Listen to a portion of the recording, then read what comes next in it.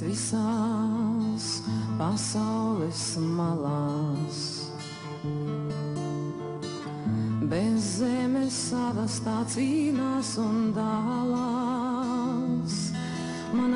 C'est l'année 1989 et la voix batte, la révolution chantante qui est le point tournant dans les recherches de l'identité lettonne. La Lettonie regagne son indépendance de l'Union soviétique et peut de nouveau chanter les anciennes chansons lettonnes, réciter les dainas et pratiquer les anciennes traditions. En 1992, les enthousiastes du folklore de Kuldiga se sont rassemblés pour fonder le groupe de folklore les Kurava. Quelques années plus tard, on fonde aussi la ONG, le Centre patrimoine culturel de Kurland, qu'on donne le même nom, Kurava. Les gens à la base de cette organisation sont unis par son désir de chanter et de faire des recherches sur le patrimoine culturel immatériel letton. On a planté dans cette terre un arbre letton qui pousse de plus en plus grand chaque année. En 2000, les Kurava ont trouvé sa première demeure dans le palais de justice historique de la ville, construit au XVIIe siècle. Avec cela, l'activité des Kurava devient plus puissante et plus fréquente. L'enthousiasme du groupe a fait tourner le moulin de culture traditionnelle de plus en plus fort et a fait participer un nombre croissant de gens de toutes les générations. L'arbre des Kurava a fait de grosses racines dans cet endroit, sur les rives de la rivière Vanta. Mais on ne pouvait pas imaginer que l'eau est déjà presque dans nos bouches, comme dit le proverbe letton. La volonté de faire ressortir les anciennes richesses culturelles était plus forte que les circonstances pas très agréables.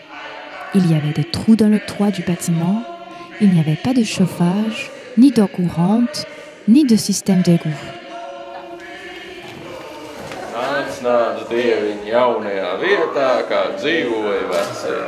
Et pourtant, l'année 2013 apportait de bonnes nouvelles. Plusieurs jeunes sont devenus membres de l'organisation des Kurava et avec son enthousiasme, ont donné une nouvelle énergie à son existence. Après les 300 ans, l'eau courante a finalement été installée dans le bâtiment, ce qui a permis de développer des activités à plus grande échelle. À côté du festival annuel de conteurs, s'appelait Zivzup, ou la soupe de poisson, un projet appelé Virtuve Studio, où le studio cuisine a vu la lumière du jour pour découvrir les traditions de cuisine locale, aussi bien que des cuisines du monde.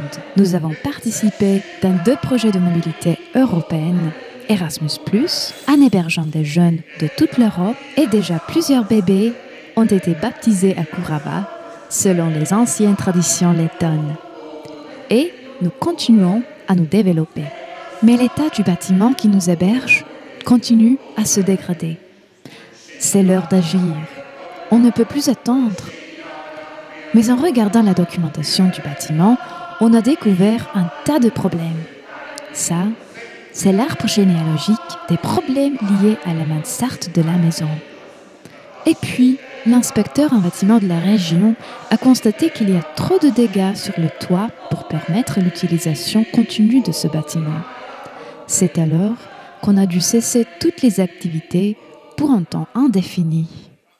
Imaginez notre maison. Elle est toute silencieuse. Je regarde au-dessus de moi et je vois le ciel. Oui, quand il n'y a pas de toit, je peux le voir très bien. Parmi les étoiles, il y a un personnage qui me regarde aussi. Il est tout sage, tout gentil. Il me regarde dans une tranquillité de milliers d'années. Qui est-ce ? C'est la déité Laima, la mère de nos sagesses et de nos destins.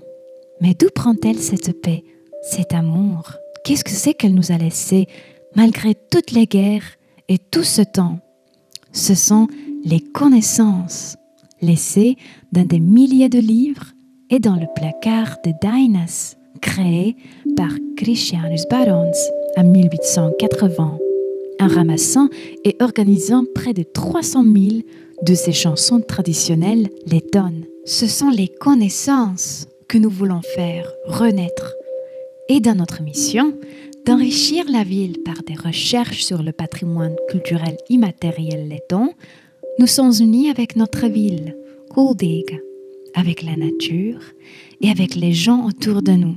Notre vision, c'est de créer des ateliers et des expositions modernes, de créer un environnement qui est accessible pour tous, pour étudier la sagesse de la ville lettonne ancienne, de créer des ateliers pour à la fois les habitants locaux, les touristes et les artisans, de donner une possibilité aux gens d'étudier et de créer son propre costume traditionnel, de se rassembler pour danser et pour chanter dans ce bel endroit historique et unique, sur la rive de la rivière Vanta, entre les murmures de l'eau et les chants des oiseaux.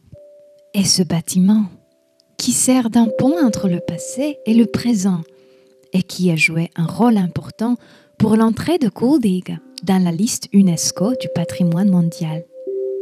Nous, les Kurava, voulons voir le moulin de la culture traditionnelle lettonne tourner avec une nouvelle force. Ici, dans l'endroit où nos ancêtres ont vécu et ont pratiqué les mêmes rites que nous pratiquons aujourd'hui. Nous espérons que notre histoire, ce sera l'histoire de la renaissance de la culture traditionnelle lettonne, pour la passer aux générations à venir.